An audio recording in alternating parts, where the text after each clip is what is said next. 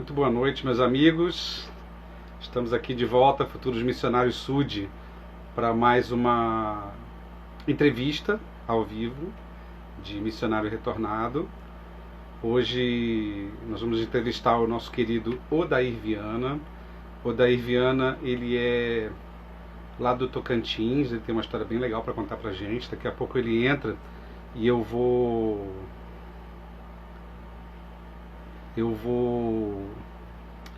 colocar ele para participar do vídeo, né? E quero agradecer a todo mundo que tem participado todas as semanas, todo mundo que tem assistido às reuniões posteriormente, compartilhado as entrevistas, curtido, comentado. Semana retrasada nós sorteamos um livro sobre missão e foi bem bacana. Nosso colega aí, senhor Gabriel, não lembro, Gabriel, né?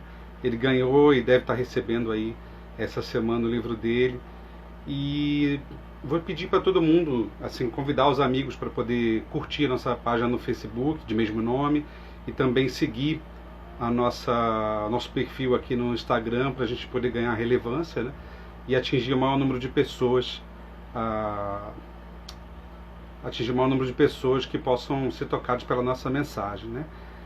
Um oi aí para todo mundo que está entrando: Ana Sampaio, Jaqueline, o Matheus, o Bruno, todos. Nem sempre eu consigo acompanhar a rolagem dos comentários e nem sempre consigo responder as perguntas, né?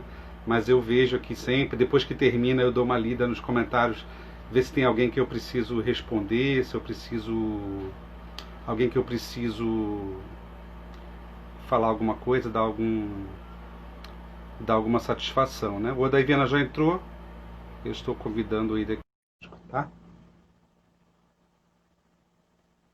Só um momento que ele já vai entrar. Senhor grande Odair Viana, muito boa noite. Boa noite.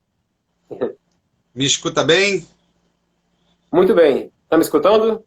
Perfeitamente. Muito bem-vindo à nossa live de hoje, nossa entrevista com o Missionário Retornado, nossa primeira temporada, a nossa 6ª entrevista. Muito obrigado por ter aceito o nosso convite, tá?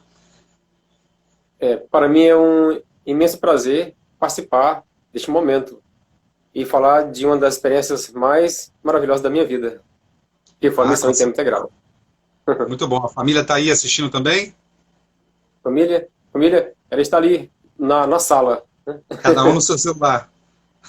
É. Normal. Então manda um abraço para todos eles aí, tá? Especialmente para sua esposa. Deixa eu lembrar o nome dela aqui, que eu já esqueci. É Lorivan, né? A sua esposa cedeu o seu tempo aí para a gente poder conversar. Nós temos aproximadamente 55 minutos para conversar.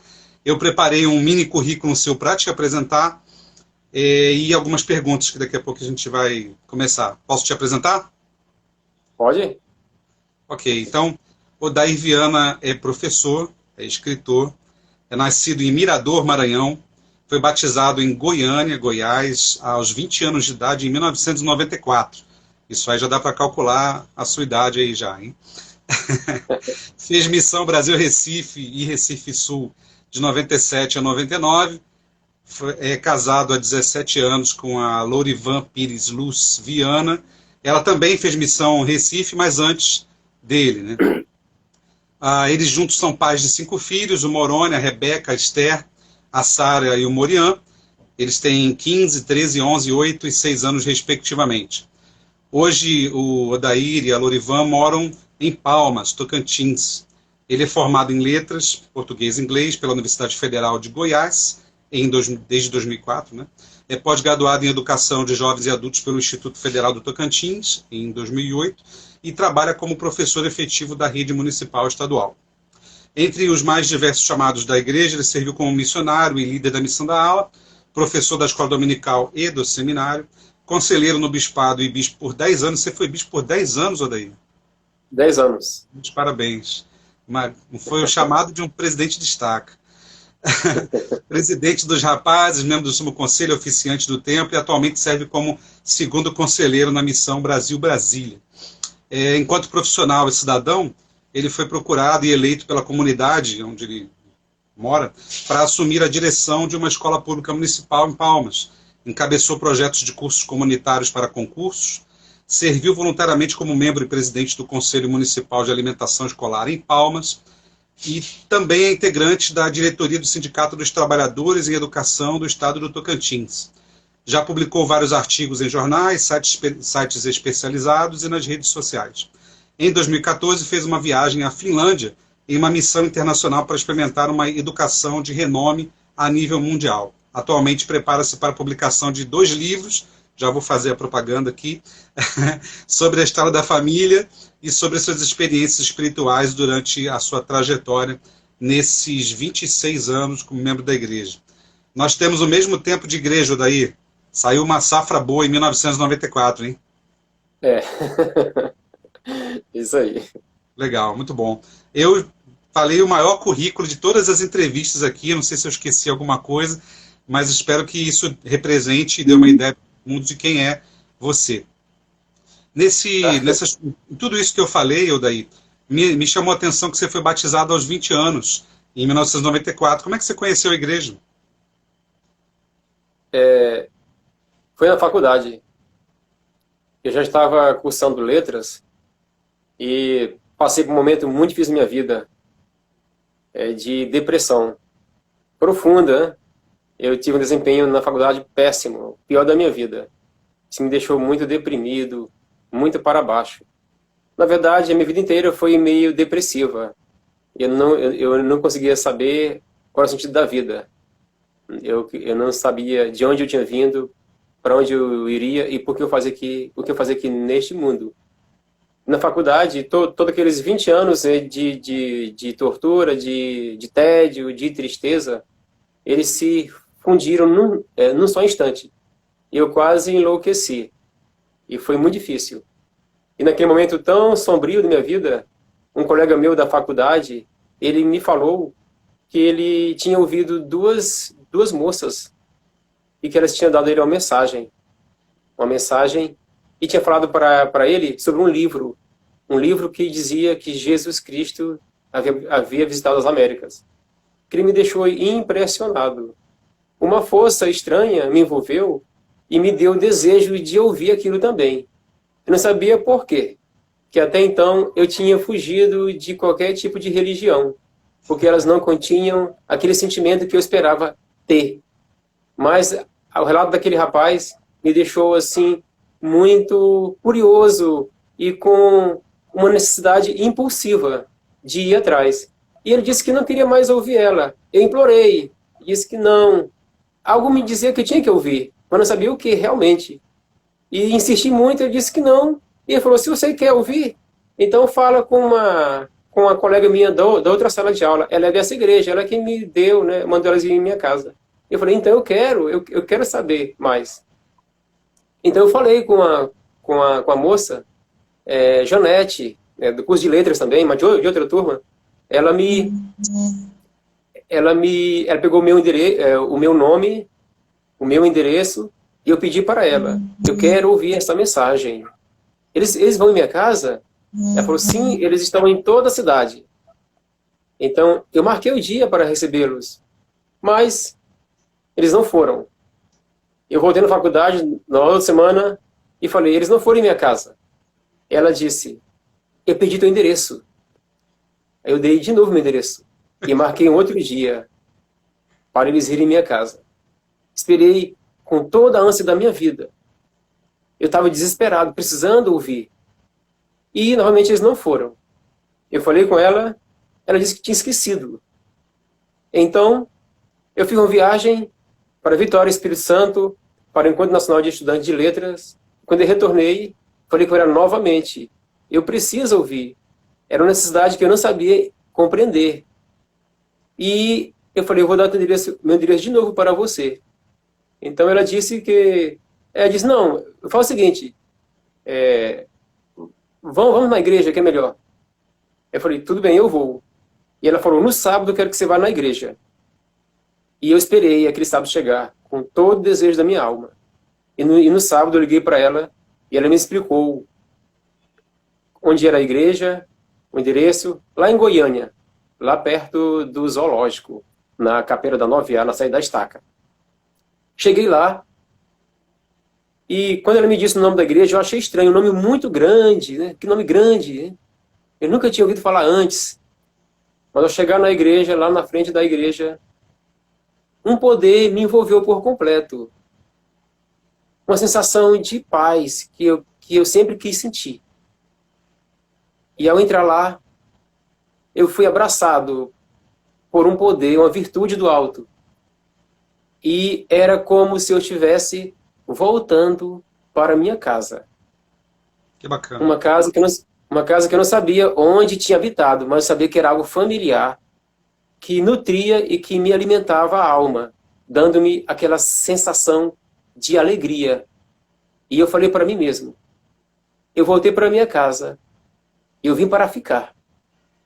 E logo depois falei com os elders que estavam lá, eles foram em minha casa, foram dois anjos, na verdade, para mim, dois anjos.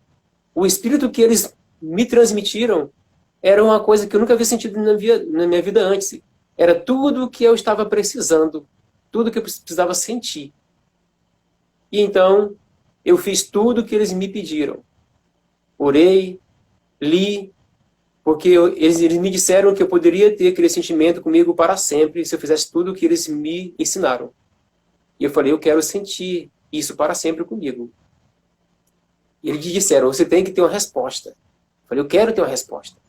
E eles saíram de minha casa, eu sentia tristeza. A minha ânsia era que ele voltasse de novo para sentir aquela paz. Eu estava atormentado, numa depressão profunda. E eu tive uma resposta. Livro de Mórmon, que ele era verdadeiro. E eu decidi batizar. Me batizei em 3 semanas. E estou até hoje. Muito bom, muito bom. Obrigado por compartilhar a sua experiência de conversão. Na verdade, palavras nem precisaram ser ditas, né? Só de chegar na frente da igreja, você já sentiu o Espírito. Meus parabéns. Já Isso é muito senti. bom. Ah, você foi batizado com 20 anos, e aí você me disse que fez missão de 97 até 99. Então, eu vi que você foi para a missão com 23 e voltou com 25. Ou seja, isso era inevitável. Você foi tarde e voltou com 25 anos, né? Essa percepção de que você voltaria já com 25 anos não te intimidou de ir para a missão, não tornou mais difícil tomar essa decisão de ir, ficar 2 anos fora e parar estudo, trabalho, tudo? Para mim, nada mais importava. Quando eu recebi um testemunho da verdade, eu senti uma voz me ordenando, vá e declare isso para todo mundo. Então eu decidi. Eu batizei, estava no 1º ano, eu estudei o 2º ano, comecei o 3º ano, 3º ano eu parei, que foi em 2006. E então eu me preparei para a missão. E para mim, eu falei, eu vou abandonar tudo, eu quero fazer isso. Era o maior desejo da minha alma. E não me intimidei, eu falei, não, eu vou fazer. Eu morava sozinho em Goiânia, estava sozinho lá, meus pais moram no Maranhão até hoje, né? E eu não tive impedimento, nada, eu só larguei tudo e fui.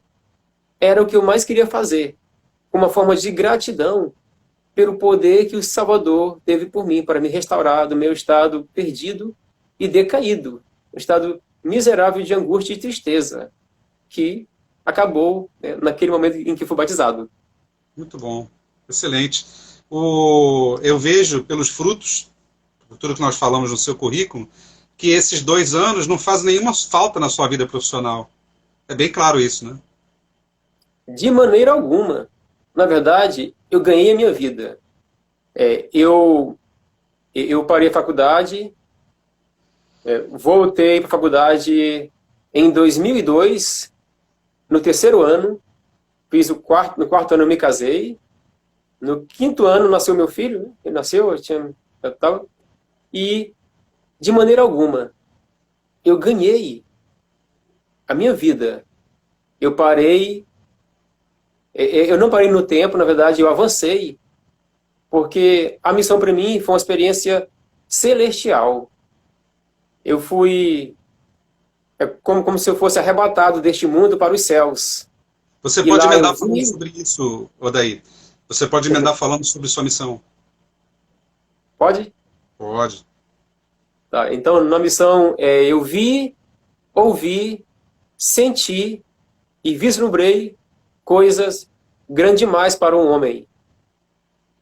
E eu sei que ela é a missão, ela é uma missão celestial. E na missão eu tive a certeza plena de que a obra é verdadeira. Eu tive sonhos, tive visões, tive revelações gloriosas que eu só acreditei porque aconteceram comigo. E eu não sabia que Deus era um Deus de milagres e que os milagres eles aconteceriam hoje. E eu pude ver que as escrituras elas são reais.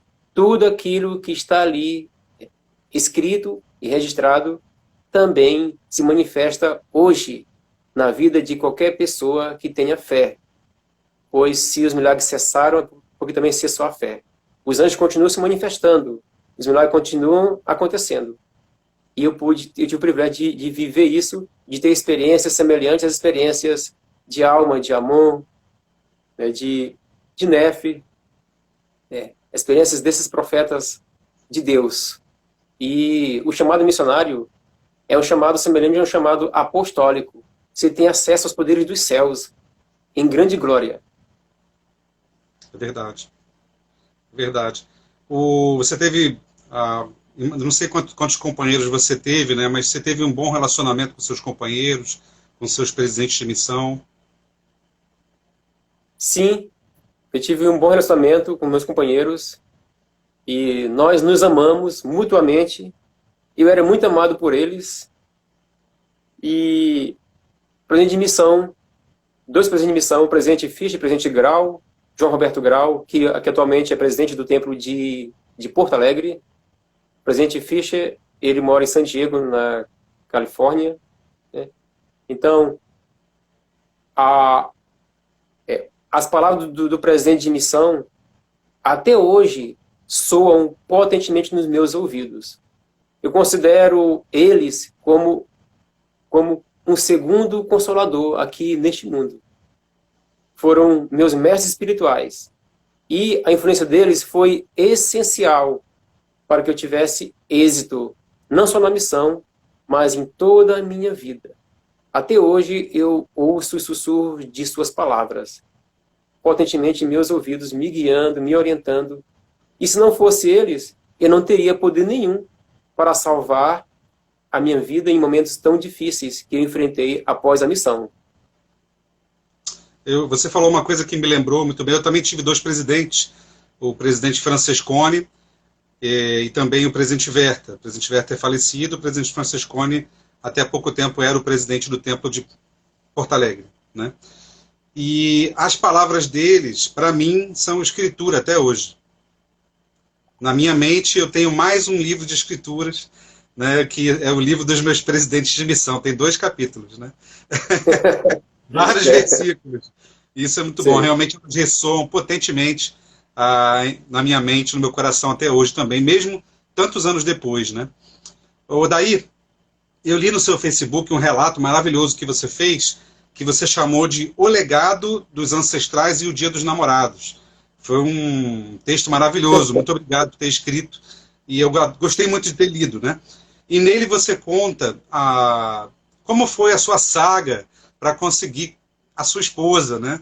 Você casou com 30 anos, ou seja, você já foi para a missão tarde, casou com 30 anos, né? Ou seja, até os 29 você nem sabia ainda, né, quem seria a sua companheira. Então, eu estou falando tarde, mas isso é só a maneira do mundo de ver as coisas, né? O que é aceito socialmente como tarde, digamos assim.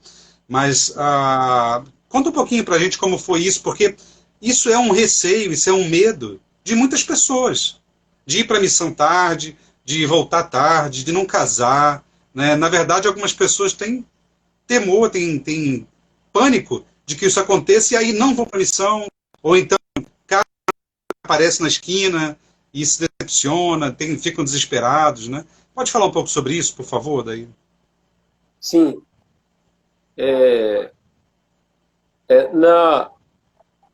No Evangelho, a gente tem uma tradição, né? Que é instituto, missão, casamento. E esse foi a minha grande preocupação. Especialmente porque o presidente de missão me disse que eu poderia cometer erros em qualquer coisa, mas jamais no casamento. Que o casamento me traria a maior alegria da vida, mas também poderia me trazer a maior tristeza. E isso me foi uma preocupação muito grande. Eu tinha medo de fazer a escolha errada.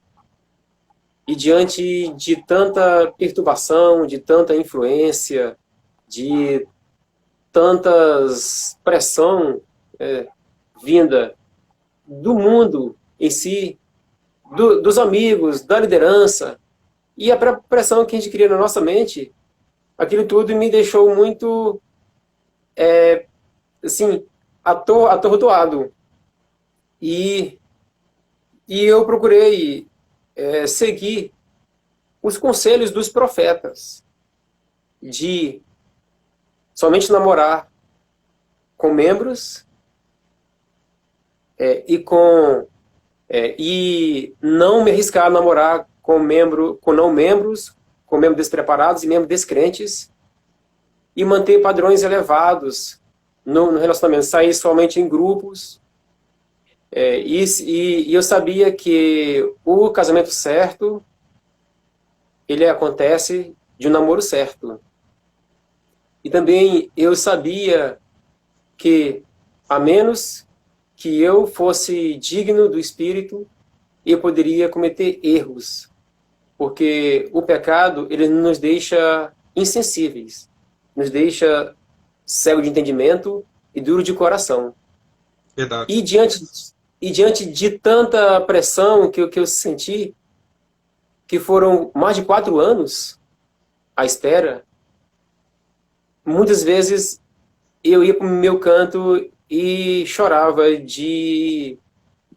não de raiva nem de tristeza, mas de angústia, para ter uma tranquilidade. Porque na verdade, eu estava ficando velho, né? Essa minha preocupação, estava ficando velho. Os meus irmãos mais novos já tinham se casado, e eu não. E apareceram muitas oportunidades, mas eu sabia que não era. Não havia uma integração entre a vontade do Espírito e a minha vontade, né? E eu ficava confuso. Será que essa é a vontade minha ou é a vontade do Senhor? E eu orava ao Senhor e o Espírito me dizia: fique tranquilo, as coisas acontecerão na hora certa. A tua preocupação tem que ser se tornar digno e íntegro, digno de ter a companhia do Espírito, e as coisas acontecerão na hora exata. Então, mas mesmo assim, eu não parei. Eu tive muitas namoradas, acho que quase 10 namoradas. Mas não passava mais do que 1 mês, 40 dias, aí logo rompia. Eu sentia que não era. E teve umas que queria até casar comigo. Uma comprou até aliança, mas eu não podia aceitar aquilo. Eu estava fugindo, porque eu sentia que não era a pessoa. E eu sabia que meu sentimento estava correto, porque eu não tinha nada em minha vida que pudesse me desqualificar e me confundir em meus próprios sentimentos. Eu sabia que era do Espírito. E o Senhor me dizia que eu estava bem, que eu tinha que me tornar íntegro. Então passaram-se os anos. As pessoas falando: você não quer nada, você está se cuidando demais, não sei o quê, você tem que mudar seu jeito, senão você nunca vai se casar. E eu pensei: não vou mudar meu jeito. Meu jeito é esse. Eu não posso mudar. Se eu mudar meu jeito, eu vou cair nos meus padrões. E eu vou me desmontar, eu não vou ser o que eu sou. E vou sentir infeliz. E foi passando o tempo. Mas todos os meses eu fiz um jejum em prol disso. Orei muito por isso. Estudei muito. E recebi muitos conselhos das pessoas. Conselhos até razoáveis. Mas os conselhos, eles iriam contra as revelações que já tinha estudado nos manuais. Eu também busquei conhecimento para não ser confundido também por opiniões não inspiradas, Então eu fui firme. Me senti sozinho, mas fiquei firme. Eu não podia negar os meus sentimentos e dar ouvidos ao mundo. Tinha que dar ouvido à voz do Senhor, que para mim que me dava paz. Então, passaram-se os anos, 99, 2000, 2001, 2002, 2003, é onde eu tive a experiência maravilhosa, que eu fui surpreendido com aquela experiência, de ter, você leu o relato lá, aquele é Sim. real, de ter uma visão de todos os meus antepassados, começando pelos meus 2 irmãos, o mais novo, depois, né, o segundo irmão, e meus pais. E meus pais, deles se dividiram em 2 filas, né, e na fila aí tinha os antepassados do lado paterno, do lado materno, e de repente eu vi uma voz vinda dos céus falando para mim que chegada era a hora de eu dar continuidade ao legado que meus antepassados haviam iniciado. Que aquela era a hora e que a minha esposa já estava, né, à minha disposição. E o Senhor disse que trouxe ela até mim, porque eu tinha cumprido com todos os requisitos. E eu dei ouvidos à voz dos céus. E por isso eu merecia aquela bênção.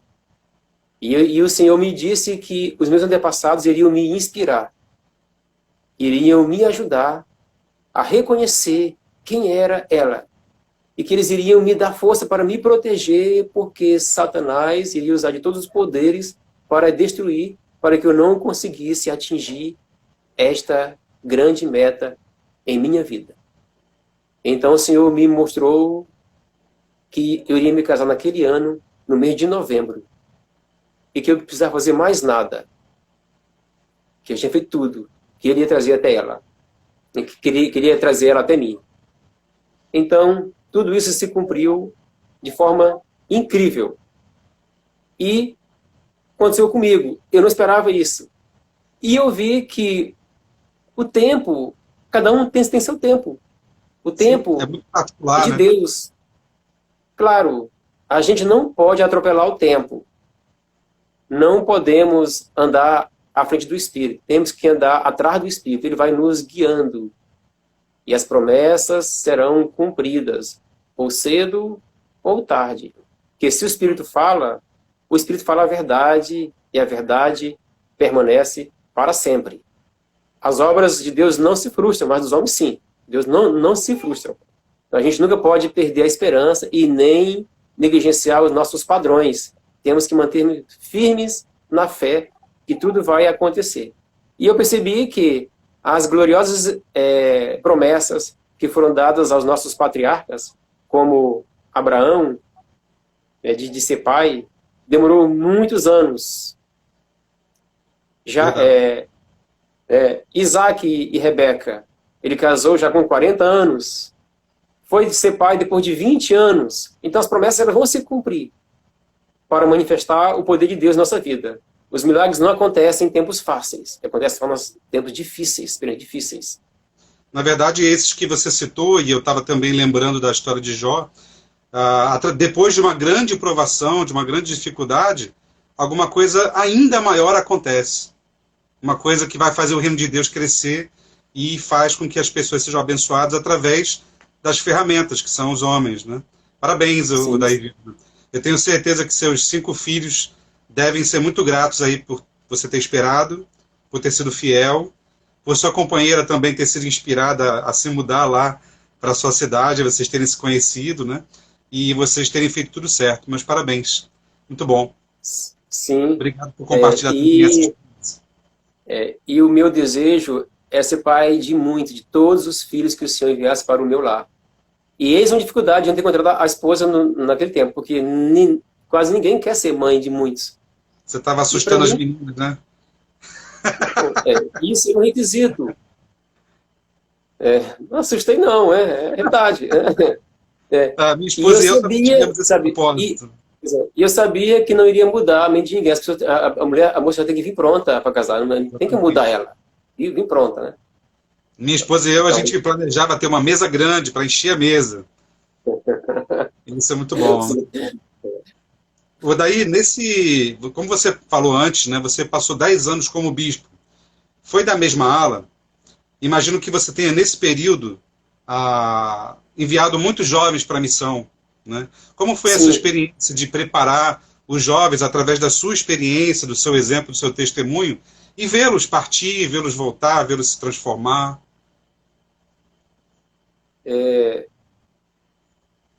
então, os jovens, eles, eles têm um grande fonte de força, de confiança e força espiritual.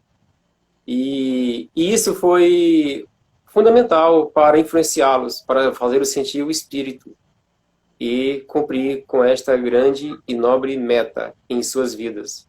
Então, muitos foram para a missão, voltaram, se casaram.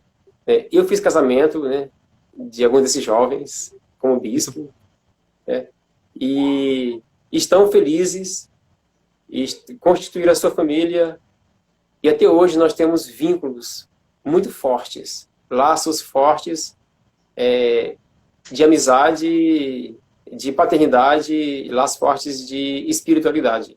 Né? E eu sou muito amado por eles. Né? São jovens brilhantes. E não foi, sim, teve uns que deram muito trabalho para ir para a missão, com certeza, né? Então a gente acompanhava, entrevistava, adiava o chamado, adiei uma vez, duas vezes, mas foi. Hoje voltou, está casado e hoje ele é conselheiro do bispo, então ele é meu líder agora. Muito bom, É. muito bom, muito bom. Você tem ideia de quantos jovens você mandou para a missão nesse período? Deixa eu me lembrar aqui, foram muitos, né? Acho que 1, 2, 3, 4, 5, 6, acho que foi 7 ou 8, né? 9, acho que foram uns 9 jovens, né? Nesse período todo. Quase a média de um por ano. Isso, isso mesmo. Mais ou menos de um por ano. Foram todos esses jovens. E eu fiz o casamento de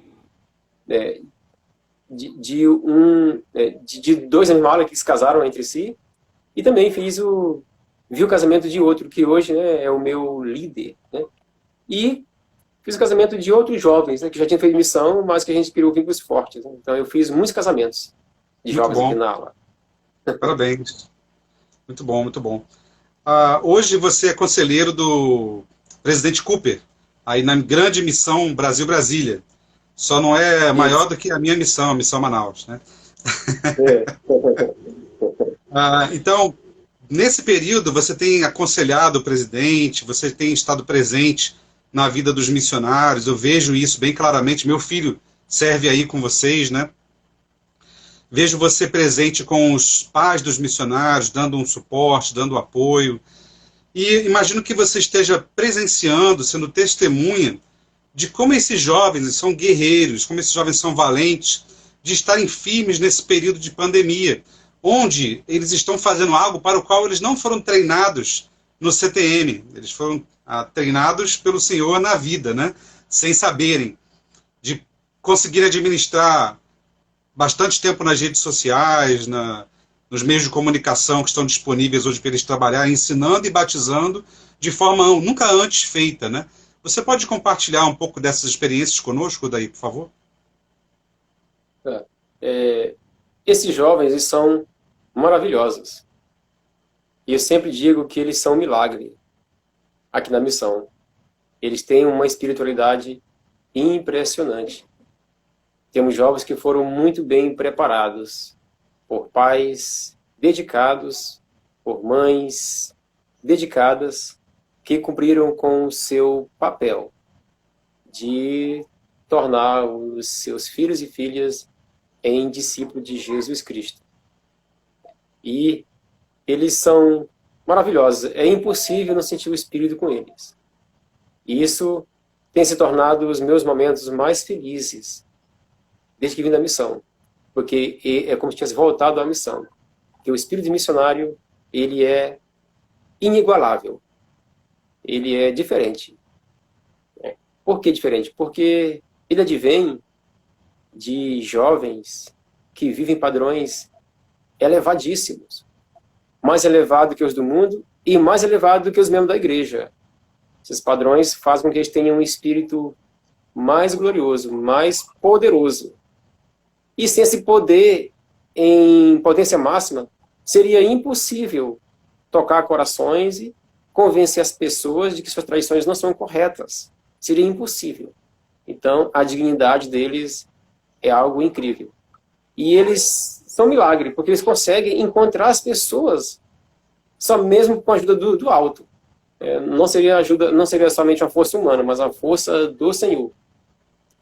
E especialmente agora, nesse momento da pandemia, um momento muito desafiador, os jovens estão aprendendo como trabalhar não mais com as pernas, mas com a mente, com planejamento, com maior espiritualidade.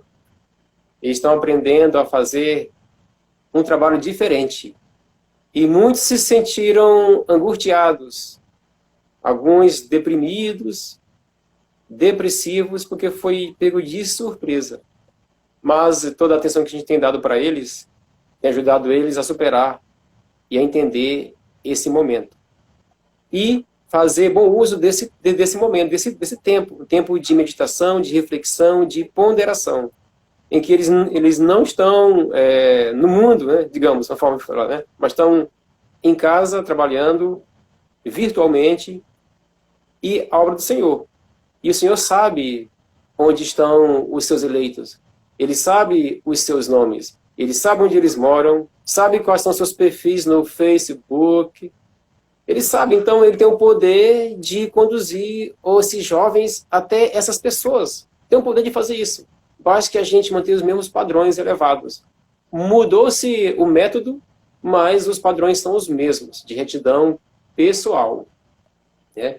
E eu sempre falo para eles que José do Egito ficou uns 30 anos isolado. E 30 anos não deixou ele depressivo. Ele saiu lá do cativeiro como o governador geral do Egito. Como ele cresceu estando isolado do mundo. Ele recebeu luz e verdade por meio da retidão pessoal, do estudo, da meditação, né, da ponderação, da oração. E se a gente tiver isso, a gente pode estar dentro de uma cadeia, a gente vai receber luz e verdade do alto. É só manter os mesmos padrões elevados, e a missão tem padrões elevadíssimos, que são as regras, são as instruções adicionais, que são peculiares ao chamado de um missionário de tempo integral.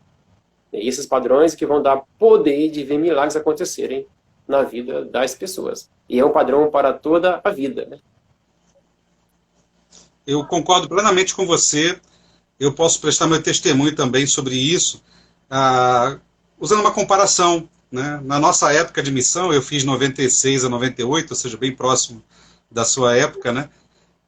Nós tínhamos aí os distritos distantes, né? Aqueles lugares onde o missionário pensava que estava sendo castigado quando era mandado para lá. Eu fui mandado para Cruzeiro do Sul, no Acre, que é a última cidade do país a oeste, fronteira com o Peru.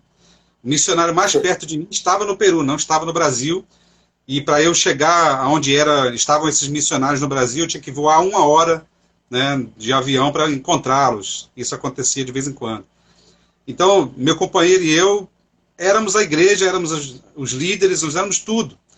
E nós estávamos isolados, de verdade. O profeta foi na minha missão, eu só fiquei sabendo depois. Presidente Hinckley.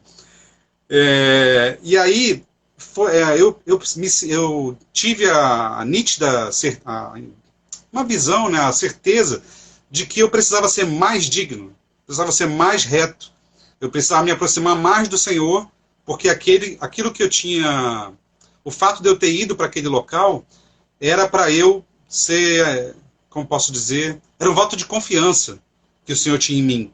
Então, o que os jovens de hoje têm recebido é um voto de confiança do Senhor, de ficar em casa, de ficar isolado, de estar com um smartphone poderoso nas mãos, poderoso para os dois lados, né? Ele pode ser poderoso para acertar e poderoso para errar. E eles estão lá com essa arma carregada nas mãos o tempo todo, né? Então, realmente é uma época muito especial. Nossos jovens vão contar essas histórias aí para sempre, né? Nos anais da história. Né? Muito bom. E Odair, a gente tem ainda algum tempo. Parece que o tempo está voando, né? Que já está quase acabando. Mas eu gostaria de ouvir duas coisas de você. Uma experiência da sua missão que te fez pensar, puxa vida, se eu tivesse vindo só por isso, já estava excelente, não precisava fazer mais nada. E queria ouvir o seu testemunho para os jovens que estão se preparando nesse momento para ir para a missão, que estão em dúvida, que têm paradigmas para quebrar, que têm medos para assinar o seu chamado, falar com o bispo que querem ir. Por favor. Experiências. Eu tenho que escolher, que foram inúmeras experiências. Uma mais extraordinária do que a outra. Mas eu vou escolher uma delas. Eu estava numa área em Recife chamada Imbiribeira. Eu fiquei lá por 2 vezes. Foi minha primeira área. Aí, quando eu entrei um ano de missão, estava lá de novo. E na segunda vez que eu cheguei lá, eu era líder do distrito. E fiquei lá uns 7 meses. E foi uma área muito difícil para mim. Uma área de padrões mais elevados. Muito difícil. A gente não conseguia ter êxito e nem frutos do nosso trabalho. As pessoas não queriam nos ouvir. E sentia todo o peso do mundo nas minhas costas. Não por ser um líder do distrito, mas por ser um missionário. E não foi muito fácil. Tinha um momento em que eu tinha que parar no meio da rua e dizer, eu preciso fazer uma oração agora. Eu ia para casa e orava, ajoelhava e orava. Outro momento eu precisava parar e falei, eu preciso fazer um jejum agora. Eu sentia o poder do inimigo nos contornando. Ele queria nos destruir, literalmente. Porque na missão eu conheci, infelizmente, né? Eu conheci o poder do inimigo. É real. Ele é um ser real. E também conheci o poder do Salvador. Eu posso dizer que eu desci no inferno para poder chegar aos céus. Realmente, ninguém vai chegar aos céus sem primeiro descer no inferno. A sentir amargura. E nessa área eu senti, assim, essa influência negativa forte. Não conseguíamos ensinar. Não conseguimos levar as pessoas para a igreja. Era muito difícil. Mas eu sabia que se a gente estava lá, era porque existia alguém para a gente encontrar. Senão, o Senhor teria fechado a área. Então, lá havia alguém. Mas onde estava essa pessoa? E eu pensei, nós precisamos nos tornar mais espirituais, mais dignos, mais poderosos. E jejuei bastante. E a gente se sentia angustiado. Mas numa determinada noite, eu tive um sonho. Um sonho muito singelo, muito simples. Mas no sonho, me foi mostrada uma rua. O nome da rua era Rua Alvorada do Norte. Eu vi no sonho até a placa da rua. E a rua é lá em Biribeira, nessa área de Recife. Lá, quando a maré sobe, as águas elas chegam perto das casas. Então, essa rua, ela era curta, terminava bem na beira do mangue, da beira-mar. E no sonho, eu escutei 2 mergulhos. As águas assim, né, o corpo caindo na água, e água fazendo barulho, e água subindo. E no sonho me foi mostrado também o nome da rua e o número da casa. Acho que o número era 12. E de manhã cedo eu acordei com uma sensação incrível me envolvendo, um espírito maravilhoso. Uma coisa doce. que levou embora aquela pressão negativa que estava me acompanhando por muito tempo naquela área. E eu sabia, existe alguém nesse lugar. E o meu companheiro, ele estava sendo treinado por mim. E eu falei, vamos ali. Ele falou, onde? Vamos ali. Fomos correndo. Aquela rua, eu nunca tinha achado ela antes. Nunca tinha andado nela, mas eu encontrei. E fui lá na rua. A rua estreita, rua curta. E eu passei devagarinho. Eu vi a casa, mas a casa parecia fechada. Eu não tive coragem de bater na porta. Também com medo de me frustrar. Porque é incrível você sonhar assim e achar que às vezes é coisa da tua mente, né? Então é um impacto muito forte para quem vive neste mundo, né? Viver a coisa assim dos céus. Aí eu fui lá na casa, não vi ninguém. Fui outra vez, não vi ninguém. Eu fui algumas vezes naquela semana, não vi ninguém. Aí depois outra semana, não vi ninguém. Eu falei, fiquei frustrado. Será que realmente aquele sonho é verdade? E eu achava, passei a duvidar. Falei, não, mas algo me dizia que era verdade. Mas o sonho estava vivo na minha mente, mas não achei ninguém, não tinha resultado. E um dia eu estava na reunião de distrito, lá na capela, de repente o irmão bateu no portão, me chamou lá na minha sala. Helder, tem uma pessoa ali querendo te falar com você. Aí eu fui lá, tinha uma senhora, o nome dela é Nádia. Ela me disse, oi, Eldris, ela falou, oi, rapaz, eu passei aqui, hoje, me deu vontade de vir aqui. Eu passo aqui na igreja há muitos anos, sempre tive vontade de entrar, mas que sempre estava fechado. E eu estava esperando vocês passarem em minha casa. Ninguém nunca foi em minha casa. Eu fiquei surpreso com aquela senhora. E fiquei, nossa. Aí eu perguntei, onde você mora? Ela falou, eu moro na Rua Alvorada do Norte, número 12. Aí na hora eu lembrei do sonho. Como foi maravilhoso. E eu falei com ela, senhora, eu sonhei com você, com a sua casa. Eu estava atrás de você, mas não consegui achar. Ela falou, é mesmo? Sim. Ela ficou assim, fantástica, ela ficou assim, maravilhada. E então, a gente começou a ensinar ela. Ensinamos ela, e ela é filha dela. E marcamos o batismo dela. Só que ela teve um problema. Ela dizia, eu não posso me batizar não. Porque a minha mãe é muito católica, ela não vai gostar disso. Vamos adiar. Eu falei, adiar por quê? Porque eu não quero causar transtorno dentro de casa. Aí eu pensei muito, orei ao Senhor para saber o que fazer. Na hora eu falei para ela, na hora o Senhor me revelou na preexistência dela, que eu falei, ó Senhor, sabia que você conhecia o Evangelho agora e que você iria ser um exemplo para a sua família. Então, se você não se batizar agora, a sua mãe não vai permitir, não vai aceitar. Nunca. E então ela teve coragem.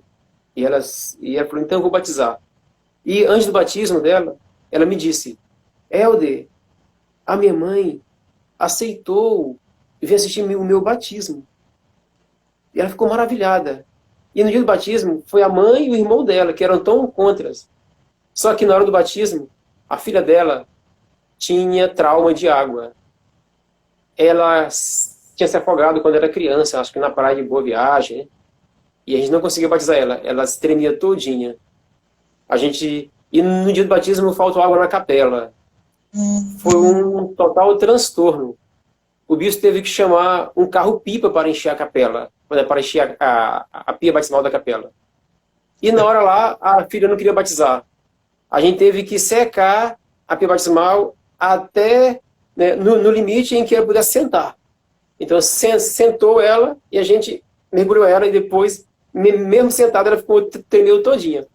Mas batizamos ela e batizamos também a mãe. E naquele dia havia mais de 100 pessoas na reunião batismal. Depois do batismo, aquela irmã, ela prestou um testemunho poderoso, que se tornou a reunião batismal mais espiritual que eu já vivi na missão. Então foi um milagre aqui. Um milagre. Então, foi uma das experiências.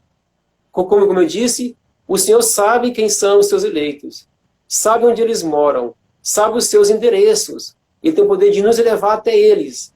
A gente tem que viver padrões elevados para receber essa revelação do alto, para estar em sintonia com os céus. Tá? Então, Você falou como falou o quê? De novo? O quê? A outra coisa? O que você tem a falar para os jovens que estão se preparando agora, que estão com suas dificuldades, seus desafios para ir para a missão? Tá. Certamente a missão, ela não é fácil. Ela é o trabalho mais difícil da vida de um jovem. Por que mais difícil? Porque os jovens, vocês vão tratar com salvação de almas. A missão de Jesus Cristo não foi fácil. Foi difícil. Mas é da dificuldade que vem a maior alegria da vida.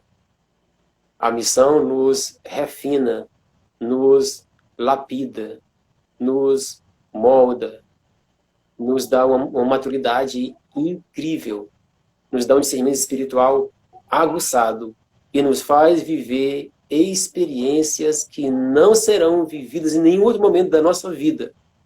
Então, para o jovem, estar na missão é a maior dádiva que Deus dá. É uma oportunidade, é um privilégio. Sim. Vão para a missão. Precisam estar na missão. Ela vai salvar a vida de vocês, jovens. Saibam disso. A missão salvou a minha vida. O momento mais difícil da minha vida foi voltar para casa. Eu não queria sair da missão. Porque a missão era o lugar que eu gostaria de ter nascido e ficado para sempre. Foi o momento mais feliz de minha vida. Aquilo é vida real. É o mundo celestial. No mundo não há nenhum outro local igual à missão. Estamos diante de Deus, de anjos que estão ao nosso redor, vivendo padrões elevadíssimos. E os céus se abrem, o véu se rompe e os milagres se manifestam de uma forma extraordinária, como jamais vocês imaginariam. Mas o Senhor tem o poder e misericórdia de nos manifestar essas suas sinais. E sinais seguirão os que crerem. Então, esse é o conselho. Não é fácil, mas é gloriosa. Então, vão para a missão. Não pense duas vezes. Faça o que é certo. O certo é ir para a missão. Muito bom, perfeito.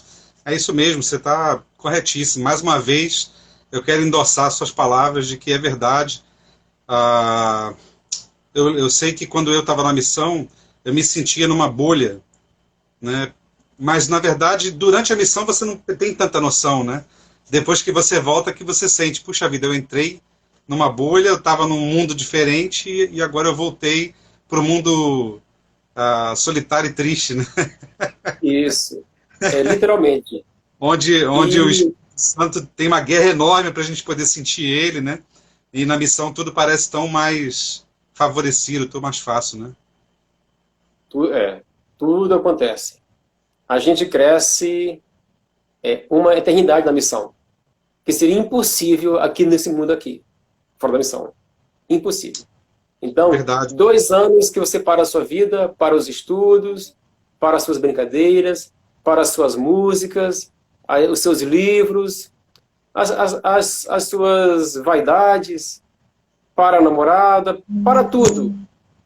Mas são 2 anos celestiais, que um pequeno vislumbre dos céus, o conhecimento que se adquire na missão, quando o véu se abre, não seria adquirido em todos os livros que você pudesse ler na vida inteira. Não adquirir. Porque quando o véu se rompe, luz e verdade é manifestada. E esse conhecimento fica sedimentado na alma, que ninguém vai te dar, apenas Deus. Então, é maravilhoso tudo isso. É verdade. Eu tenho um amigo que ele é falecido há pouco tempo atrás, o Júlio Fraga, e ele teve uma vida muito sofrida, muito mesmo. E ele fala que ele só era capaz de suportar as dificuldades que ele tinha por causa da missão. Ele disse que na missão ele adquiriu um exoesqueleto, sabe, uma carapaça, uma couraça, que ele não conseguiria adquirir em outro lugar. E essa carapaça, né, esse exoesqueleto externo, era capaz de suportar as pancadas, né, que ele tomava da vida e do inimigo. E aí ele se levantava e conseguia andar para frente de novo, né? Sem essa proteção, sem essa força adicional, ele teria caído muito antes, né? Então, obrigado, presidente Viana. Nosso tempo acabou, temos aí 2 minutinhos só, mas eu quero te agradecer mesmo por ter dedicado o seu tempo. A gente, para fazer essa entrevista, a gente conversou algumas vezes, fiz algumas perguntas inconvenientes, para a gente chegar nesse Sim, resultado maravilhoso aqui. Muito obrigado mesmo, tá? tá certo. Obrigado. Eu vou deixar disponível aqui no IGTV a reunião, vamos poder divulgar, compartilhar, vai ficar eternizado aí esse teu testemunho maravilhoso e o grande espírito que nós podemos sentir juntos aqui hoje. Muito obrigado por todos que participaram, tá? Tá, eu agradeço muito. Muito obrigado pela oportunidade. Obrigado você, Odair Viana. Até a semana que vem. Na próxima semana nós vamos entrevistar o meu amigo Abade, né? Vou divulgar o cartaz dele essa semana. Convido você também, Odair Viana, seus familiares e amigos aí para assistir também e não perderem mais nenhuma entrevista aqui no canal, tá bom? Tá certo. Um abração. Tchau, Excelente. tchau. Tchau, tchau. Boa semana. Boa semana.